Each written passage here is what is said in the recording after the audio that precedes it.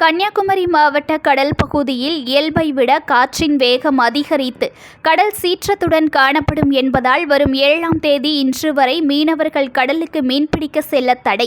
மாவட்ட நிர்வாகம் சார்பில் விதிக்கப்பட்ட தடையால் குளச்சல் பகுதி மீனவர்கள் 3வது நாளாக மீன்பிடிக்க செல்லாத நிலையில் தங்களது ஃபைபர் படகுகள் துறைமுகங்களிலேயே நிறுத்தி வைக்கப்பட்டுள்ளது.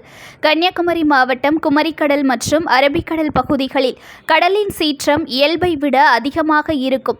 காற்றின் வேகம் 35 கிலோமீட்டர் முதல் 45 கிலோமீட்டர் வரைக்கும், சில நேரங்களில் 55 கிலோமீட்டர் வேகம் வரை வீசக்கூடும் என தேசிய பெருங்கடல் தகவல் சேவை மையம் மற்றும் தேசிய பேரிடர் மேலாண்மை ஆணையம் எச்சரித்த நிலையில் கன்னியாகுமரி மாவட்ட மீனவர்கள் ஞாயிற்றுக்கிழமை முதல் 7ஆம் தேதி வரையான இன்று வரை கடலுக்கு மீன்பிடிக்க செல்லவும் சுற்றுலா பயணிகள் கடற்கரைக்கு செல்லவும் மாவட்ட ஆட்சியர் அழகு மீனா தடை விதித்து உத்தரவு பிறப்பித்தார்.